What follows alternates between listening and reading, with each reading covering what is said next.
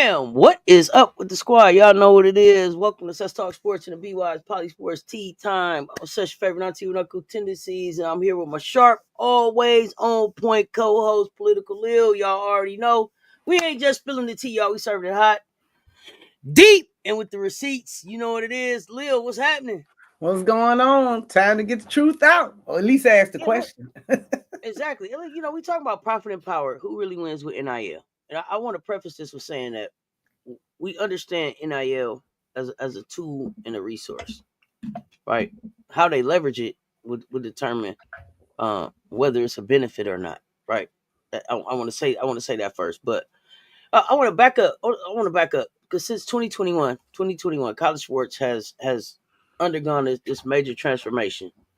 Um, Thanks to a landmark U.S. Supreme Court decision, NCAA versus Austin, athletes can now profit from their name, image, and likeness, or NIL. Now, that ruling focused on education-related benefits. It kicked open the door to NIL policies nationwide. On the surface, it comes across like a win for student athletes, especially those from marginalized communities, right? Who've long built the billion-dollar brands for the NCAA without that compensation, without getting paid. But now the money is flowing, but who's really cashing in? That's the question we want to ask today. Who is really cashing in? Is this truly athlete empowerment or just a new form of control disguised as freedom? Let's talk about who gets left behind because not everyone's winning in the NIL game. Lil, when we talk about NIL being a game changer, do you think this change is more symbolic or are we seeing real structural shifts in college sports? Well, actually, it's both. You know, it's a Okay. symbolic breakthrough and the start of a structural shift. You know, it's symbolically it ended decades of, the amateur, quote unquote, and exposes how athletes are really valued. But when you Mm-hmm. look at it structurally, we're only at the beginning because the power and the profits is still concentrated at the schools, Mm-hmm. corporations, and the agencies. Mm-hmm. So it's really kind of a work in progress. We don't know how Right. it's gonna, go down the line, but it is something that we need to be cautious of, you know, in glorifying it because NIL is stepping down younger and younger, and these kids are getting their hopes up, to work that. And it seems to me when I look Mm-hmm. at it, like it's almost like the same cast of characters, kind of switching the game a little bit. It is the same cast of characters. Aunt Nasty, what's up over there on the Instagram? Appreciate you pulling up. As y'all coming in, hit the like, hit the share button. We need 5 of y'all to share this out and push share it in the chat for us. But okay, let's it's just general, right? Because one of the things I talk about all the time is how empowered and I won't talk about Angel Reese because Angel has moved on really from the NIL kind of type situation. So she's doing more like endorsements, right? The NIL turns into endorsements more so, although it's kind of really the same thing. But a Flau'jae Johnson, right? So we look at Flau'jae, and maybe Flau'jae is not a good person to look at because she has both the music and the sports going. But my point Mhm. being that like she's gonna walk into this league and she already has, what did she buy, 20 acres? That's generational, right? 20 acres. Mhm. Um I just seen a clip yesterday with her. It looked like her little brother's running up, to her being at the house, like, why your hair look like that? Flau'jae, we be at the school like, cause Flau'jae rich, right? So you Mhm. see generational things happening, right? You see generational wealth being brought into what they got going on. So is she has NIL in a way has truly empowered her, right? But is she actually empowered? Yes and no, Mm-hmm. because even though she making a lot of money and seeming like she's setting herself up for generational wealth, Mm-hmm. she may own those acres, but she doesn't own Right? the WNBA where she has to go work. No. She doesn't own Right. the music industry, the Rock Nation, where she has to go to produce her music and get them to Mm-hmm. distribute it. There are it's kind of it's a new tool, but it's still inside of the old system. Yeah, they can, athletes can earn and build their brand, but the control is still, with these institutions that weren't originally, built for them. And so I guess, oh, go ahead. No, so it's almost like a double-edged sword in a sense. It's better than what we had, but it's not all the way there yet. I put it like that. I mean, our situation is always better than Nan, right? And is always better than Nan. That's always our situation. Like, you got a little bit, so you should be, be happy with what you got. But what is the level of control that is satisfactory, right? So, like, is she gonna own the WNBA? Probably not, right? But everybody pretty much works for somebody, right? So what is that level of control that is the balance that we should be looking for with the NIL, if that makes sense? Well, to me, it's community ownership. If you could just get it at that level, okay, she might not own the WNBA, but it's not to say she can't build a youth center in her community, or she can't take that 20 acres and turn it into a affordable housing complex. You see what when I'm you saying? say community owned, is that like what you get at the Green Bay Packers, where nobody's in charge and everybody voting? where the community owns the organization, right? Is that what we mean? Because the other, or is that too extreme? That may be too extreme. That's kind of, that may be a little bit too extreme. Yeah, I mean, it may happen down the line because I believe eventually, you're gonna have more cooperatives, be sports institutions, and so that's somewhere down the line. But owning a rec center, that's a fabulous start. Owning a shopping mall, great. I understand there's plans for her to go and revitalize the area around where her father had his studio. Things like that is kind of what I'm talking about. As a more advanced starting point. In other words, if you helping yourself, yeah, because you're living a great life. But what are you giving back to the community? I mean, I love what she's doing with the clearing out the debt and doing some financial education and stuff like that. So in that way, I'm looking at NIL. Okay. Yeah. And I see Denise is saying it's exploitation, even though it's putting money in player pockets. It is. So, I mean, the bottom line is, if you go back, to how our labor has been exploited over time. Right. She's right. It's still the same thing. I mean, they had people on the plantation. The driver was dressed up and running the master around. He still wasn't free. So go ahead. So do you not sign up to play? Do you not sign up for the exploitation? Do you make your own league to play? You know what I mean? Like, so we don't really have the way the capitalistic system is built. You always have somebody eating off somebody. It's almost like, out there in the jungle, somebody is the prey and somebody getting preyed upon.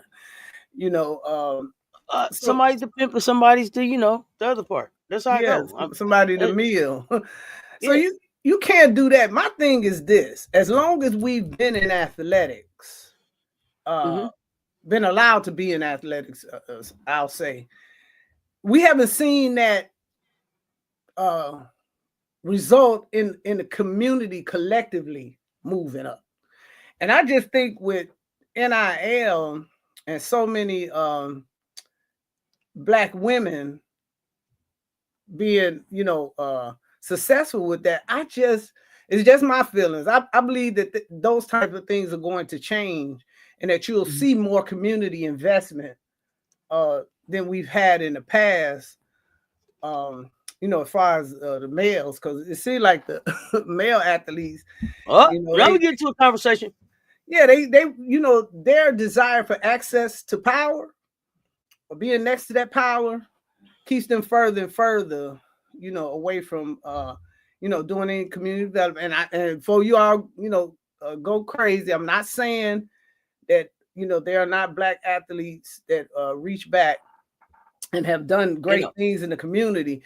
To me, it's just not enough because our conditions doesn't seem to change. we have not seen the situation where we have had the same number of black women have access to the same capital that we've seen our black male athletes have over the 150 years or however many years they've been able to be in the NFL and then the NBA or whatever, right? So I get that part. Um, we need a group of politically astute black lawyers to protect these young vulnerable players. And that's what I want to get to, y'all. I want to get to the conversation around what is the solution. I don't want to keep coming up here telling y'all it's exploitation. I don't want to keep coming up here telling y'all we don't have the power. What I want to do is like open up our eyes to that and then start talking about what are the steps or the solutions or the pushback to be able to start moving towards what it is that we need to what it needs to look like. And so if that's unrivaled, then how do we start looking like unrivaled? If that's what it needs to look like. I don't want to keep just going back and forth over what the issue is. And I want to know too, do y'all believe that NIL is leveling the playing field, or is it just changing who gets paid at the top? And as we look at NIL now, trickling down into high school sports and the AAU basketball, and probably, at some point it'll probably be down at the elementary level. How are we going to manage that? Yeah, how are we going to manage that so that, we going out there to the T-ball, the first time the kids play in the soccer fields, the first time that they played that, it hasn't turned into such a business that's not enjoyable. Because that's the other thing that we don't want it to be, is unenjoyable. So that balance of power, but with less exploitation, to a point where we can get to zero to no exploitation would be great. But like you said though, go ahead. Hold on a minute. Now let's get this straight. If you making money off me, then that's what we and I'm not benefiting at all. That's really what exploitation is. I don't want us to get mixed up, and get get to the point where they not being exploited, like slaves. Not saying that. Are you getting a fair value? Are we partners? Are we making money together? You making money with me, or you making money off me? And at the end of this thing, how am I gonna wind up? Am I gonna wind up completely broke like so many of us? Due to I'm gonna make what I want to make off of you, and I'm gonna allow you to make something off of you too. That's how the system's set up.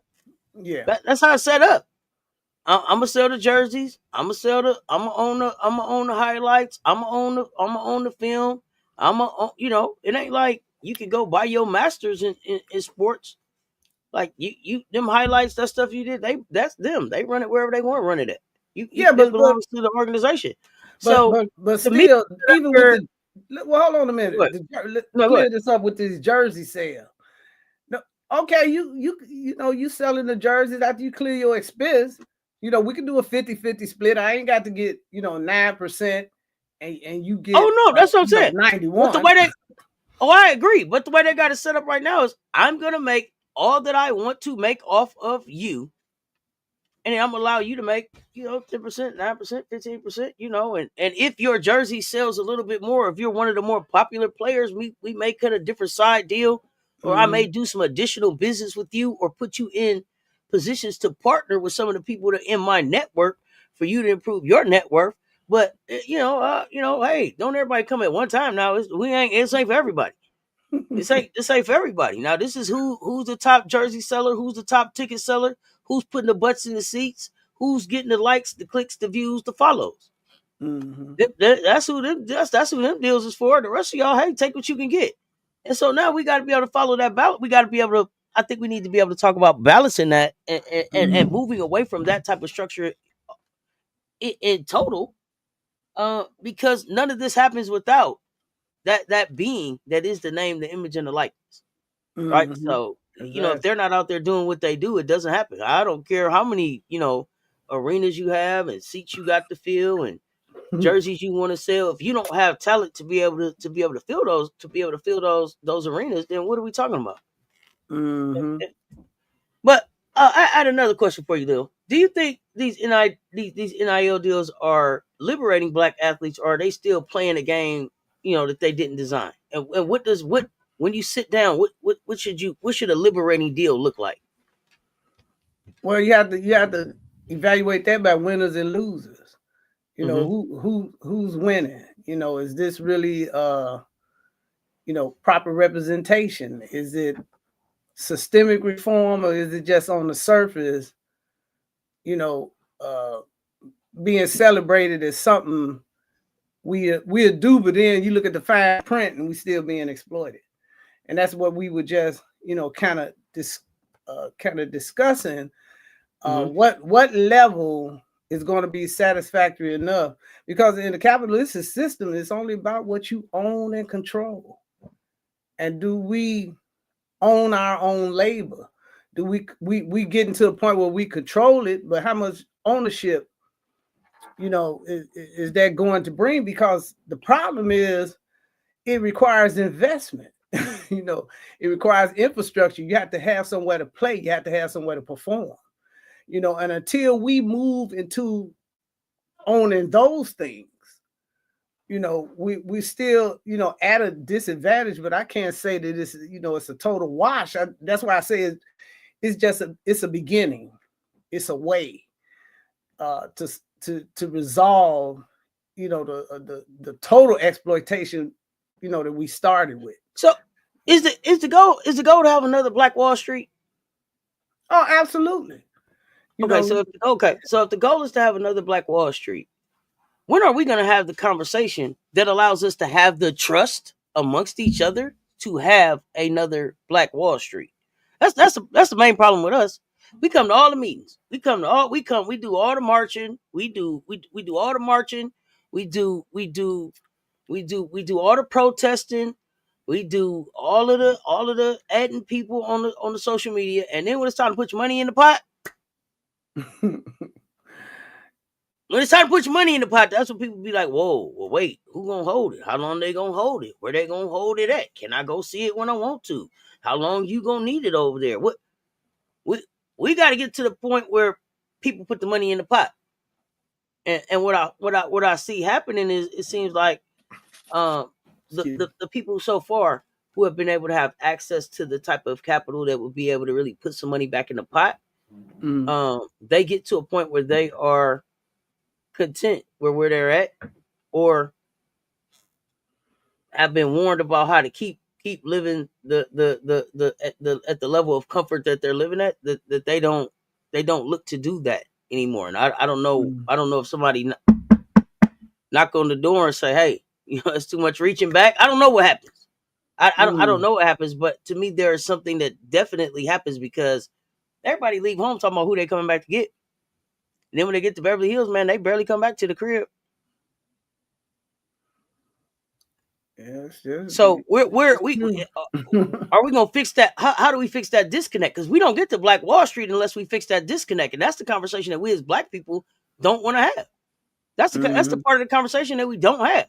Everybody's ready to go down and throw the rocks and protest, and then when it's like time to have a meeting, they like, "Well, I don't know if I see on Tuesday on 3, I don't know, my TV showed me on and stuff." So if we're not gonna have that conversation, I don't know how we get to Black Wall Street. I don't know how we get to, this utopia that we keep talking about that needs to take place. So like, we got to be ready to do some of the work too. We've got to be ready to make some of the sacrifice too. We've got to be ready to make some of the risk too. Like, we can't keep standing around pointing at everybody saying what y'all won't let us do, and then we keep going doing the same damn thing. I agree. If you don't want to run and jump and catch on the fields that they got you running and jumping and catching on, get some fields to run and jump and catch on. Go and support people running and jumping and catching on them fields. I agree with that, because when you think back to the Negro Baseball League, they followed teams. I'm talking about African Americans. They followed those teams. They filled those stadiums. Even though we're at a disadvantage because we didn't, we had to rent those stadiums and stuff like that. But it was that the entrepreneur that put Jackie Robinson in the major league, it was that he saw not only the superior talent, but us following those baseball teams, packing them stadiums and stuff like. He like, I got $1 over here, and I could get $1 over here, and I got me $2. And this is Is when it? he said he came up with the grand plan to integrate baseball, but he was also trying to integrate black dollars. It wasn't just, oh, I had a moral awakening and we need to let No. blacks play in the league. There were big dollars behind that he saw, and that's what we have to do now.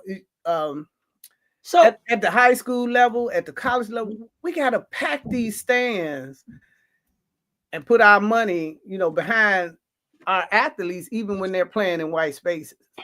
so here's a question. Here's the other question that people have, and I even ask it too, right?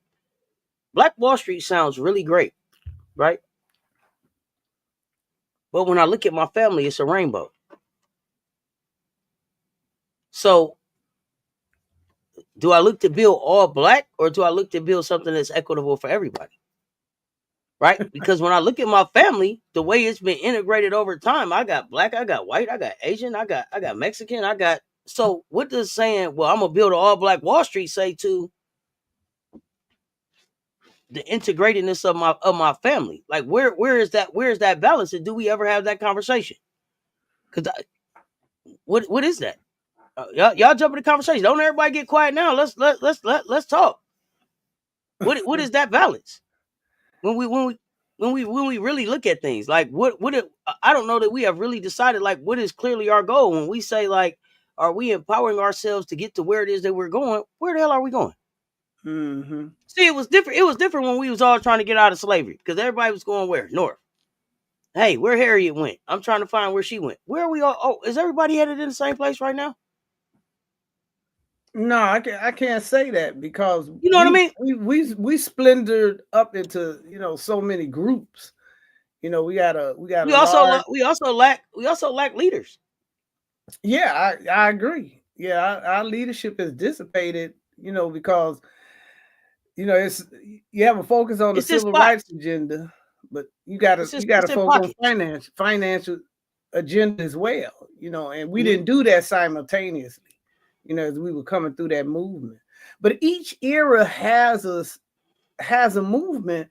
And I just think Mm-hmm. NIL may be not only NIL, but what's going on with the women's sports, the growth This of is a that. great time to get it right, or Yeah. at least try to start moving in the direction to get it right. I wonder about those things. Like when we keep saying this is what we want to do. Well, okay, that's fine, but where are we headed? What's up, Ms. Z?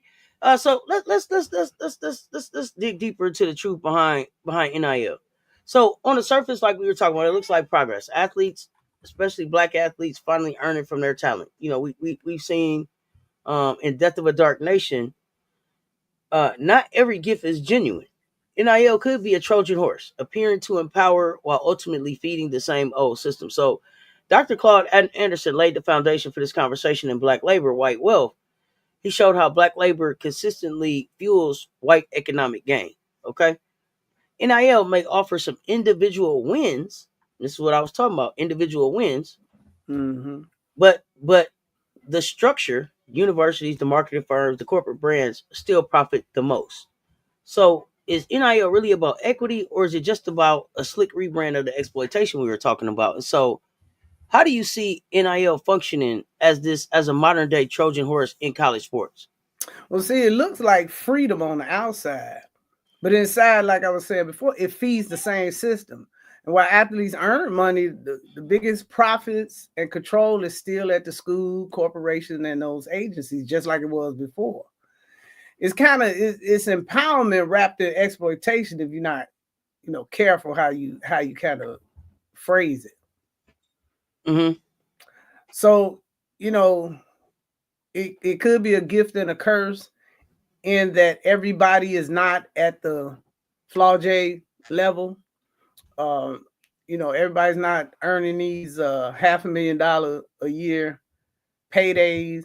You only got maybe 10% of the athletes that are making $1 million, and that's mostly in football. So, and then you have a lot So of the small colleges not paying NIL, on that level at all. I'll say this. I'll say this. In 2025, what I saw happen in when the transfer portal opened for uh women's college basketball this season, I was surprised. I was really surprised. Somaya Smith got $500,000 to go play at Virginia. So what does that? Somaya Smith got $500,000 to go play at Virginia. What does that tell you about some of this money that some of these players are getting? And Rob's been up here and he talked about how some of these schools, especially on the football side, they're willing to pay upwards of $4 or $5 million to keep you from going and playing at another school, just to keep you out of there, to keep no intention of bringing you in, but to keep you out of their conference. So that's not. I get it. It's not generational wealth in the way that you look at a boxer like a Canelo Alvarez getting ready to probably make $1 billion over 4 fights. It's not $1 billion, but $5 million changes can change a lot of things, right? Especially if you're 19, 20, 21, 22 years old and you are astute enough to know what to do with the finances when you get them in, right? So I guess what I want to know is it truly challenging the white dominated control in collegiate athletics, or is it just the same system? Or how can we flip it? How can we flip it on its head, not to just be the same old thing? Well, in actuality, is mostly a rebrand. It's the same institutions, PWIs, and they still writing the rules and they still cashing in. Because you look at a situation like the NCAA. I think this is going to be the first year that they are going to pay the women's program.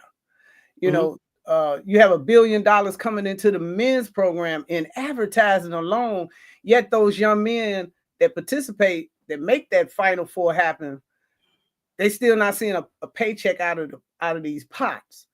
So in that way, there is still exploitation going on. In terms that they're not getting revenues from all of the pots. It's kind of how music works, the music business. You sign away your publishing, then you don't kill a money stream. You just getting 10 and then you got to go make your money on the concerts. You got to go make your money on the concerts. We're gonna make all the money off all the streams. Yeah. You make your money on tour. You gotta get on tour to get your money. After you done wrote the album, sang the song, danced in the videos, did all of that. You want to make some real money off this, do a tour. Like, wait a minute. Yes, I feel like great point. Until the athletes have, some kind of ownership and decision making power, it's not totally dismantling the system that's in place. It's just kind of, painting it red instead of blue. So yeah, that's the way I see that. Is that to say when we see the Shedeur Sanders, when we see the Shiloh Sanders, when we see the Angel Reeses, when we see the Flaujays, is that to say that they don't have real power, they don't have real wealth? What is it that we're actually seeing right there? What do we identify that as? Do they have real power? No, and they don't have real control. And Shedeur is a great example. They had to let him in the league. He didn't have a league of his own, or we don't have another competing league that family may have had some ownership in, and this, that, and the other. So they set him up to be humiliated. Then they exploiting him, selling the jerseys, and look how low he came into the picture, and the millions of dollars that he lost behind that. So in those ways, you really don't have control because it's still their plantation. You know what I'm saying? And you have to be let in the league. In other words, you can't really say, I'm going to play in the NFL. I'm going to play in the WNBA. You gotta get drafted. Yeah, you have to get drafted. I mean, look how the threat that Angel Reese was under coming into the league, and they could have set her up not to be drafted. Right. They could have pulled that. Thank God there was a ram in the bush. But it's not totally a system you can dismantle, in that way, and own 100% of. But we still have to try to get the value of our labor. I see that in football. you're getting, I mean, I know that, you know, even though you might get $270 million for your contract, of course they Right. making, you know, 2 or 3 times that amount. But with 275 million and what you can get guaranteed, say 180 of it or so is guaranteed, yes, then you can create generational wealth, you know, and you don't have to be in control of the plantation. But it's not like, okay, you only go get the 275 if you play every down. You see what I'm saying? So the, you know, sports sports is changing. You know, and these athletes are starting to understand their branding, and with them able to back that down and not just, you know, be able to make money in the pros, but to be able to make these things happen in college, you know, it's a good setup, because you know, even if you don't play in the pros, there's still opportunities you've created in college that you can benefit from. I mean, I would have loved to have come out of college with a $500,000 start. You know, maybe Right. I could have been you know, an entrepreneur, and then, you know, been able to have the capital to do the things that I wanted to do, as opposed to going and working, you know, 9 to 5. So in that way, you can't discount it, you know. No, you can't discount it at all, because not only are you able to come out with $500,000, but you are also able to come out debt free with a degree. You should have had your housing paid for. You shouldn't have had to pay for a meal while you were in school. You should have still got your stipend, so you shouldn't have had to pay for any little going out time. And then if you were smart as a brand and you had any type of social media, then any of the clothing and stuff that you was wearing, those were on brand deals. So Mm-hmm. you should have a great deal of capital available for you, and build a great network to be able to now go out and invest and utilize and leverage that capital smartly to be able to build the generational wealth. So I mean, there's some trade offs, but let's talk about the real power players behind NIL. When athletes get the spotlight, the biggest wins often go to the same familiar suspects. So that's going to be your marketing agencies, your major universities, your donor collectives, which we're going to see go away because we're gonna be moving towards into revenue sharing. But in the global brands, so these entities know how to extract value. Agencies like Wasserman and CAA have been managing athletes for years, and now they dominate the NIL space. I mean, they came right in and just started dominating.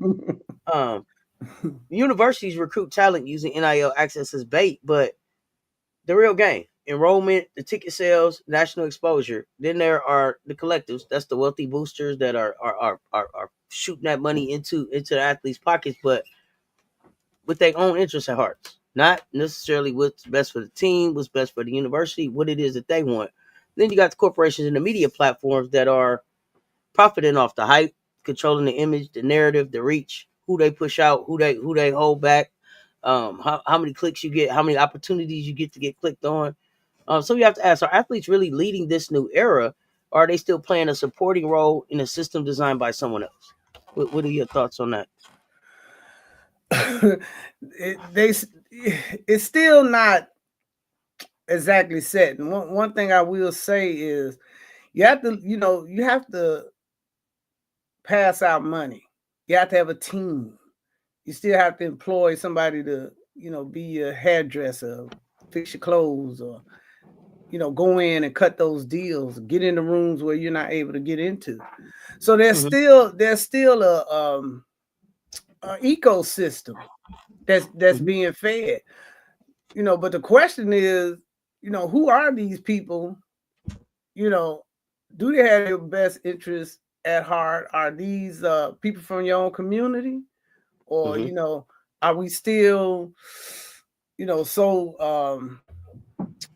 under the belief that we're not the best lawyers, best accountants, you know, best money managers, uh, have the best investment houses, you know, things like that. So in that way, to me, you know, at that, when your money is going out of the community, that's how it goes out of the community into the hands of others. I mean, you think about now go back to the young man that plays for Baltimore. You know, his mother was working his deal. And there was a lot of people very upset that he didn't go get an agent. And we know Mm-hmm. when they say agent, who they're talking about. But when you think about it, all you really needed was a lawyer. You know, there's nothing Right. wrong with if his mother is managing him. There's nothing wrong with her cutting the deal. That woman made $7 million out of that deal. That was money that did not go out of his family tree. Right. You see what I'm saying? And so, and you know, are there enough of us to um, be able to be the agents and the creative people behind them getting brands? Do our people, have enough clout to walk in the rooms, cut deals with corporations, things of that nature? And those are the questions we have to ask if we talking about building this thing, collectively to benefit our community. Well, I also think you got to look at the flip of it, right? The flip is that empower your own self. Empower your own self, right? So you look at the Sanders family, and I know y'all gonna be like, oh, says Deion played football. He did, but let's just say Deion didn't play any football. But let's say that they started the exact same way. Deion got 3 boys. 2 of them really athletically inclined. 1 of them kind of athletically inclined, but you're not gonna be a pro. But what else can you do in this climate to be able to help? You know what we can do? We could control the narrative. You know why? Because we could control what people what is the footage that they have on us? What are the interviews that they have on us? Where the interviews drop on us? Who interviews us? What we talk about in those interviews, right? Now we're controlling our narrative. So you see a well-off media born out of being able to control your own narrative. So I'm not, but now you can't find out anything about these star athletes other than where at the first place to get it, the most trusted source. This the source that's going to drop the information first, the source that's going to give you the most in-depth information. You're not gonna get it. You can't find anything about Shador and Shiloh out on the web that's more detailed and more in depth than what you would get at from well off media from their own selves. That's how you start controlling what happens. Exactly. Now. So what? I didn't do an interview on CBS, but you can't hear what I had to say on my YouTube channel, on my website, on platforms that I have more control over, on platforms that I build up, on platforms that I'm sure are supported by people who have my best interests at heart. Yeah, some people are gonna come and support my platform because they want to see me fail. No problem. Some are gonna come and support because they want to see trolls.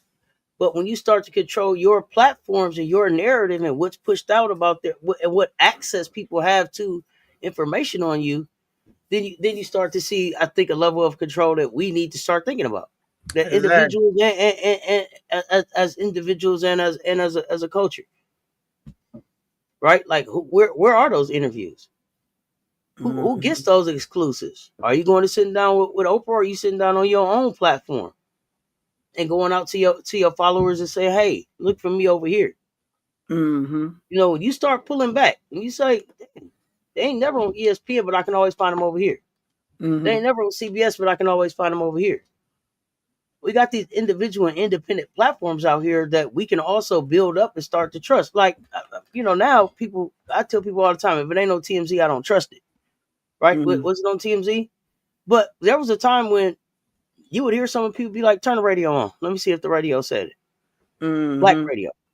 Yeah. But I'll see when the Jet magazine get here. What the Jet magazine say about it? What the Ebony say, right? We had sources and resources that we control and that we put out. And that we vetted and we made sure were relevant to us that we don't necessarily do now. So Yeah. so I think some of all of that has to go on. But do you see the marketing firms and collectives as supporters of athletes or as power brokers with their own agendas? What's up? What's up, Luana? What's going on, Groovy? They power brokers. That's plain and simple. And some help athletes, but most are focused on control, visibility, and profit. And they support talent. Yeah, that's true.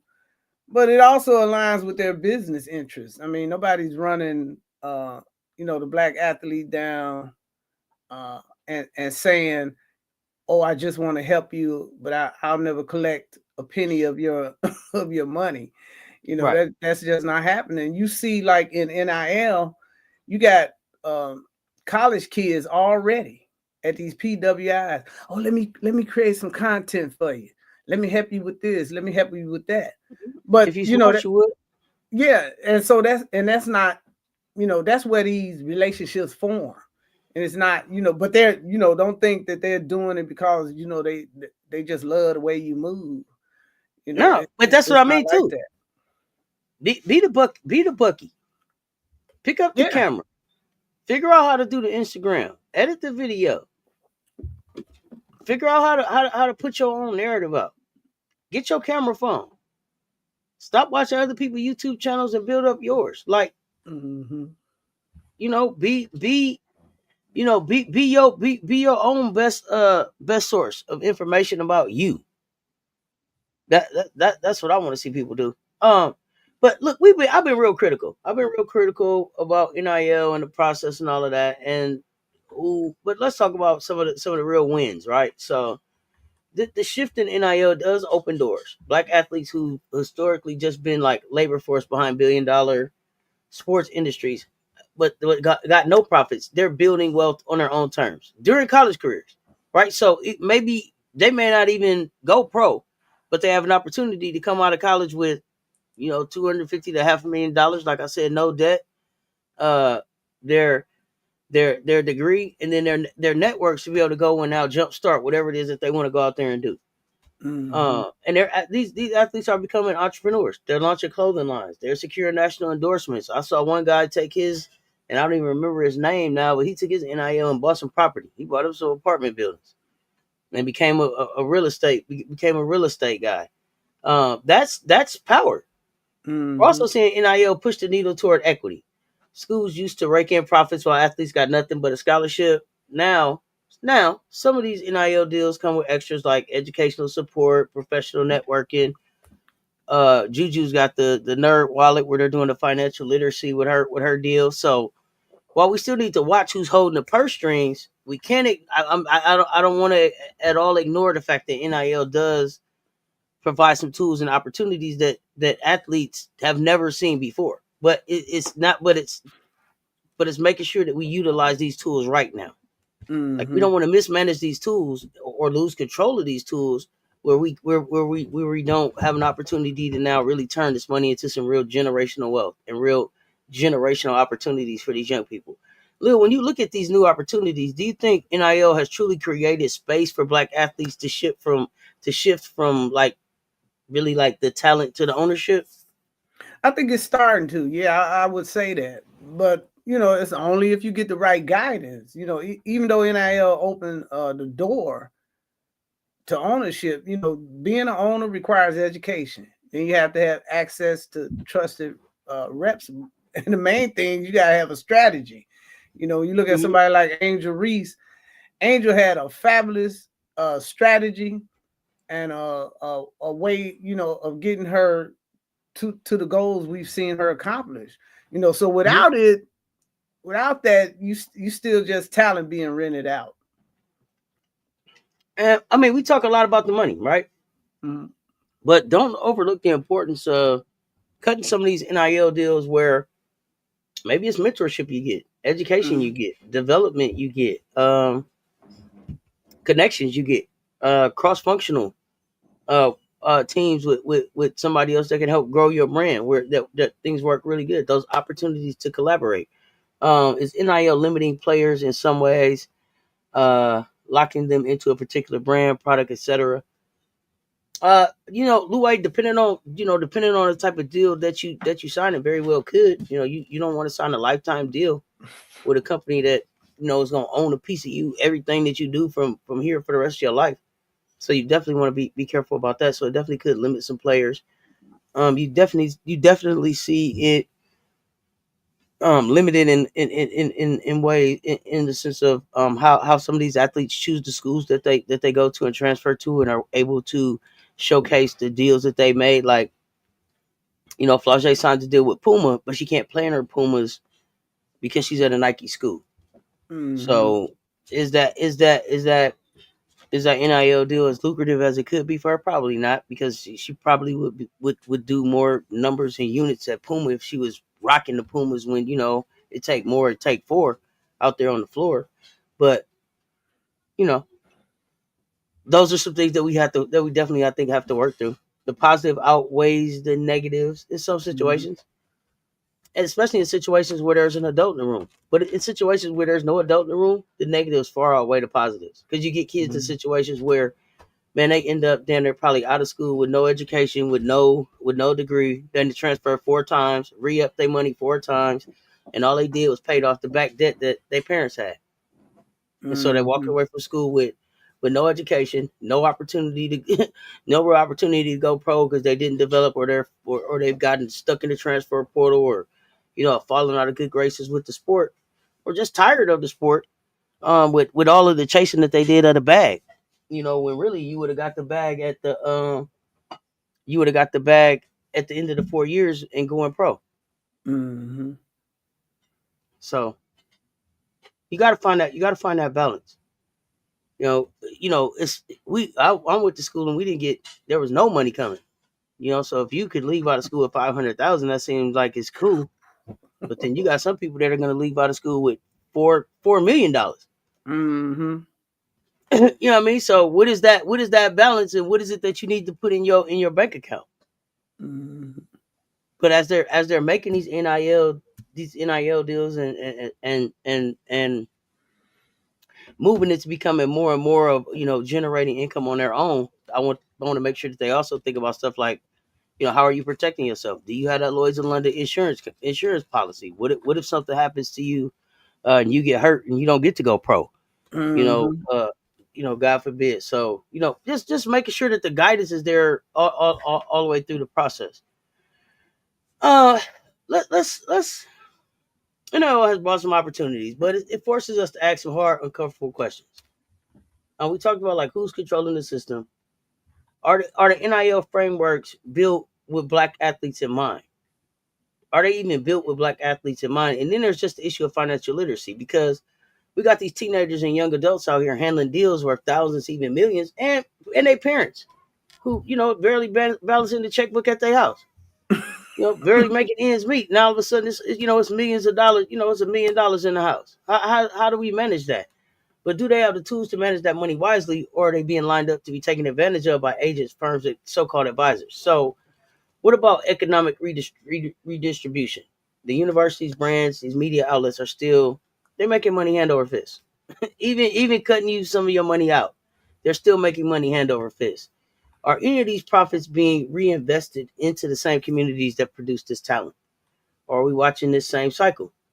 Black talent, white wealth, repeat itself in a shinier package. So, do you think the NIL system was ever really built for equity, or was it just another way to keep the gatekeepers in control? Miss DT, what's happening? Every system designed in this country is to keep gatekeepers in control. Mm-hmm. No matter how that system is finessed, it still is finessed in a way, that keeps the same pot flowing. I don't think we'd have a nation if it wasn't that way, because the nation was built on the exploitation of labor, and they Mm-hmm. just have recreated it in many forms over time. That's why they call it reform. They don't abolish anything. Everything is a reform. So really, it's just like a rebranding. You just find, okay, this time we're gonna open the gate slightly and hand out a few dollars. Until we get to the point of really ownership, or having these investment in other leagues, or actually owning leagues and becoming owners and stuff like that. That's when you reach a level of equity. But until So then, it's always going to be in balance. what my charge. My charge back to them to move towards equity is this. It's for this. Is this right here? For every one black or brown athlete you come get out of a school, for every one black or brown athlete that you pay for, that you come to get out of a school, you give them a full ride to play sports for you. I need for you to give 9 athletic scholarships back in that same school to black and brown students of color to go and be Mm, something other than athletes. This how we get to it. I need for y'all to get more kids to college, right? So mm-hmm. for for that one that you're gonna go make millions of dollars on, I need you to send 5 to school that ain't gonna play sports. Send 5. Just 5. For every one you go get, send 5. Now it ain't gonna cost you that much. Send 5. That to me, that for all these corporations, everybody that's invested and really heavily invested, then let's really show how much are we invested. How much are we invested? Because you still need the supporting people educated around the athlete to be able for them to be able to be successful. The accountant, the lawyer, the doctor, the therapist, the trainer, the chef, the IT person, the marketing person, the person that's gonna run the business for you. You need all of these people a part of this team. Educate the team around them. That was the thing that made LeBron successful. Exactly. I was gonna say that. LeBron said, "These my friends. Well, I'm going to play basketball and y'all go learn everything that y'all can about how to be successful in some area of this thing that you're passionate about so that we can attack that area and be as successful as we can in it by putting our swag on that." Yeah. And that's what we need to see in order for it to build this thing up. I mean, it's a perfect model because everybody's not going to be the athlete, but you can be the person around them. You know, you can help them cut the deals. You can be the marketing, person, the accountant. All of those things are available. Somebody gonna take care of the car. Somebody's gonna take care of the lawn. And all of those things can be respectable jobs that pay well if you're doing them as efficiently, as effectively as you can. And you put respect back into all of those things that it takes for you to be able to just go play basketball or for you to be able to just go play football or whatever that is. All of these people are supporting in some type of way. Invest back into that. That's the type of investment that I want to see. I don't care how many NIL deals you get up. I don't care how many tennis shoes you sell off that person. How many non-athletes did you make sure got an education? If you came in my community and you watched them shoot hoop at a broke down facility and then you didn't send somebody to fix the facility, don't come back here no more. If you came down here and watched me shoot baskets on the hoop that didn't have no net in it, and you didn't think enough of my community to even send the net back to put up, don't come down here no more. Don't come down here looking for no more talent. That burned me up. You come down here and you watching us play in the gravel all messed up and we kicking rocks all over the place and all of that. Man, you sitting around and you leave here and you left it how it was, but you wanted to pick 2 or 3 of us out of here to come take from here. Make sure that it's okay, so the next time you come back here, it's more. Instead of it being 2 or 3 players here, it'll be 6, and some people around here to be able to advise them and help them manage their money and help them walk through this NIL thing. Help them know how to study. Help them. Y'all ain't doing that part. If all you gonna keep doing is coming back down here and throwing down some basketballs when you're here and packing it up and going, don't come back here no more. See, stop letting them in your communities. See, that's how you cut stuff out. That's how you cut stuff out. You got to nip stuff in the bud. You came down here and you seen us. We was hungry around here, and you didn't send no chicken back. Don't come here no more. Don't come here no more, because when you came here, you was okay. We made sure your shiny car was okay in the hood when you got down here. We made sure you was able to walk around here and get along with everybody, right? Stop coming down here, and y'all stop turning y'all kids over to them. Yeah, it's other options out here. Advocate harder for your kids.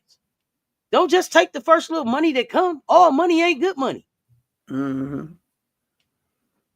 Somebody come down here and throw a little $40,000 at you, and you like good. But you owe $75,000 in bills right now. So what does that $40,000 help you? None. Because you finna go make some more bills. And they didn't put no financial literacy information into you for you to figure out how to turn that 40,000 into 400,000 so that you can pay off the 75,000 and have 325,000 left to be able to do what you wanted to do. But they'll come down here and throw you $40,000 and watch you piss it away on chains and teeth and bullshit.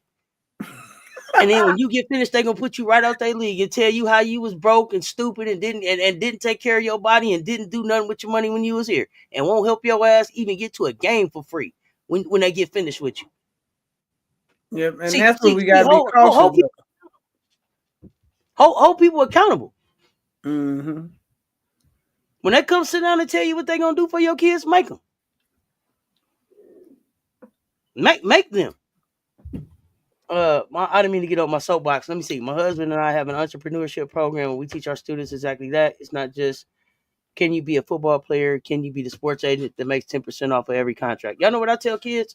This is what I do for kids. I will build any athlete a website for $100. You know why? Because I want you to own your name. Whatever your .com name is, own it. Own it. Put your highlights up. Put your merch up. Put your own your name. So that when you, I don't care how old you are, so that when you get to a time when it's time for you, and I'm gonna build a website and I host it for them. So as you grow in your career and they start Googling you, your name is ranking. But you know why? You own whatever your name is.com. Don't let nobody else own your name. Because see, that's the new game. The brand.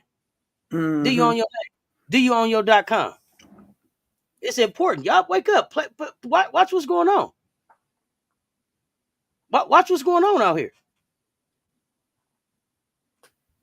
Schools may feel threatened in this Trump anti-DEI climate about anything done for black players. They may, but you still got to stand 10 toes down. We know how it is. Is there money in women's sports? Yeah, that's why they all around here trying to get it. That's why they all trying to get a piece of it. Check out Ariel Finance and the fund they've put together to invest in women's sports. Ariel Finance. Yeah, you better own you. How the hell you go look up yourname.com and somebody else owned it? Ain't that something happen? Don't let that happen to you. Yeah, but that's why I even was saying that the Chicago public school, with all the as bigger school system as it is, they don't have an NIL summit, but they should. We have to start educating our people young, and our community needs to collectively come together and make services available to our parents. Hey, all of y'all, EYBL, Adidas, all of them, y'all will come out there and y'all will get them babies together for 3-4 days, and y'all will run them playing basketball from sun up to sundown. Stop one of them days halfway through the day and give a financial literacy. Talk to them about brand ownership. Talk to them about those things. Pour back into that part of it. It don't got to be basketball all the time, 100% of the time. We have a good time with the basketball part, but make sure that they have a great understanding of what the business is. A great understanding of what the business is, especially because these women don't have women that have come before them that are going to be able to make the type of wealth that they're getting ready to have opportunity to make. We haven't seen that yet. We haven't seen it at this level yet. But let's move on. Let's move on. We're gonna wrap it up. I didn't mean to get on my soapbox. But before we wrap it up, I want to give some flowers to black athletes out here mastering the NIL era like a playbook. And just trying to write that blueprint for how to turn this moment into a movement. And this is we were talking about, and this is why it's so important, y'all. When I say be a biggin, be a biggin, BIGUN, be a biggin. That means what? Be unbossed, be unbought, be unbothered. On you. Be a biggin, unbossed, unbothered, unbought. Don't be a biggin. These athletes are not just collecting checks. They are building brands, controlling narratives, and entering the pro world with business already booming. They're coming in a brand. Paul J. Johnson, not only a top-ranked college basketball player, but also signed rapper with Rock Nation, breakout reality star. I think she had a $4.5 million NIL portfolio with brands like Puma, JBL, Powerade. She got a podcast, music, media appearances, all part of a family-run operation managed by her mother. Say what you want. It's family owned. Say what you want, but it's family owned. But having a family owned business is hard to do. I'll do a whole show about family owned business. It's hard to do, but it's doable. She's building generational wealth through music, basketball, and media without waiting for the pros. She ain't waiting on nobody. Shedeur Sanders, he was a quarterback for Colorado, son of Coach Prime. Shedeur leveraged his visibility into NIL deals with Gatorade, Beats by Dre, Tom Brady's apparel line. Another one with over $4 million in reported NIL earnings, built the brand rooted in performance and personality, all guided by his dad. At the crib, home, managed by family. Y'all hearing something here? Managed by the family. Okay, never mind. His family first strategy keeps him in control while maximizing his on-field influence and off-field visibility. Bronny James. Bronny entered college already a household name. with deals from Nike, Beats, PSD underwear. He amassed a multi-million-dollar NIL portfolio. Brand strategy is tightly managed and connected to the legacy of his father. Representation, Clutch Sports, and his mom probably has a heavy say of what's going on there too. You know what? We know what that is again. Family, same agency as his father.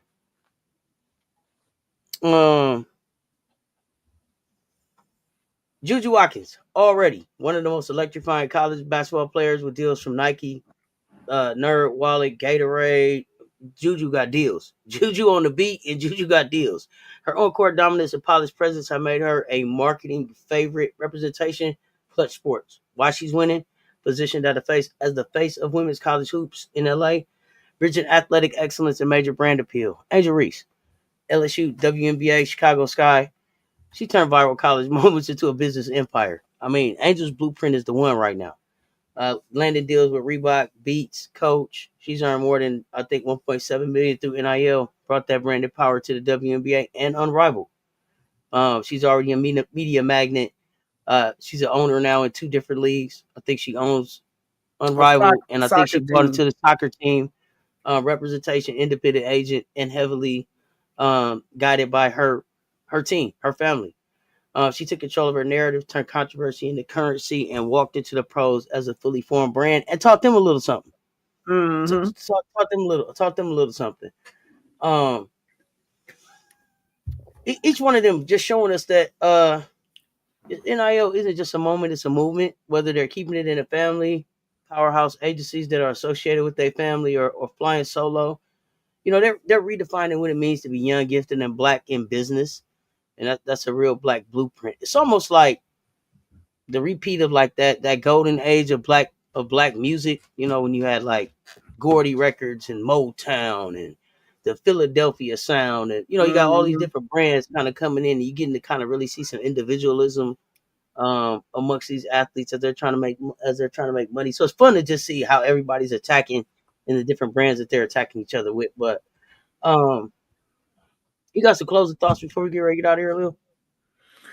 No, it's I think we done explained everything pretty good. It's always good to look at both sides of an issue. Keep abreast. Helping your community where you can. I introduced my a hairdresser to NIL. She has a son going to Ole Miss, and she had never even heard the term. And so there's still too little education uh, about NIL, and that's something we can rectify at the community level. White Wolf, I don't know if they'll be suspended. Um, Serious question. When it's all said and done, where would you rank Reese and Clark? Let's say Reese leaves Chicago and evolves. Can she be above Clark or no? Oh, so Machiavelli, I would just say probably this. You probably are in the wrong place answering that question, because you're answering that question making the assumption that one of us thought that Reese was not above Clark right now, or at least not on the same level. So I don't know where they'll end up at the end of their basketball careers. Um, but I don't have them ranked above each other. I don't rank them against each other. They don't do the same thing. They'll be forever tied to each other because of the "you can't see me" and the "ring me" viral moment, and because people can't stop talking about it. But I don't really have an answer for that. I don't. Angel Reese is already great in this league. She's already done some great things, broke some records. Caitlin Clark has also already done some great things in this league and broke some records. So I think they both are on a great trajectory right now, and they both have shown that they are committed to getting better at their craft. Angel continues to build her brand, and I love the way that she's attacking that. And Angel has a style of game that brings me to the TV. I'm not really a fan of Caitlin's game, but I respect her skill set. So I don't know if that helps you, but that would be my answer there. But I don't know if anybody else here thought that. If there is people here that think Clark is better than Reese, do y'all give her a chance of? I don't know if you want to answer that question. I'm not here to entertain. I'm not going to waste my time. We here talking about NIL and the benefits to the Black community, and that's what I'm about. Yeah, Mondo, it's still early. It's still early. They said they just got here. I seen you. I seen you. They said they told you they just got here, so I tried to give them a little backstory. I ain't seen them around before, but that would be my take right now. So, we got hoops coming up. We got a game tonight. Indiana Fever and the Washington Mystics. I'm gonna be live for that. Don't miss it. I'm excited to see these rookies play against Indiana. It's gonna be the first time we see Indiana without Caitlin. So I'm looking to see if they stay true to going through Aaliyah Boston. Listen, as we get ready to close, let's not forget that what this NIL conversation is really about. It's a groundbreaking shift in athletes' rights, y'all. It's opening doors, but the system still has the fingerprints of the old game. And if we're not intentional, this new opportunity could become just another chapter in Dr. Claude Anderson's warning that black labor builds wealth that flows right back to white control systems. So it's going to take more than just talent on the field. It's going to take advocacy, education, and policy that puts power with the players. Power with the players, not just around them. NIL should empower, not exploit. I want to give a big shout out to Political Lil, always breaking it down with the facts and fire. It's all y'all in the audience, man. Y'all thoughts, questions, and voices make these conversations matter. Because sports is never just about the game we play. It's about the story we tell that makes the difference. I need for y'all to like, share, comment on this video. If you have not subscribed to the channel yet, what you waiting for? Hit that subscribe button, ring that notification bell. Don't miss another drop. Keep the comments going. And up next, y'all, we spilling the tea on racism's grip on black athleticism. Thank y'all for pulling up. Cess Talk Sports, the BY's PoliSports Tea Time. The session favorite auntie with Uncle Tendencies and Political Lil. Same time, same place next week, y'all. Be safe, stay bold, and always protect your power. Until next time, y'all stay tuned. Talk soon. We out. Yeah. Peace.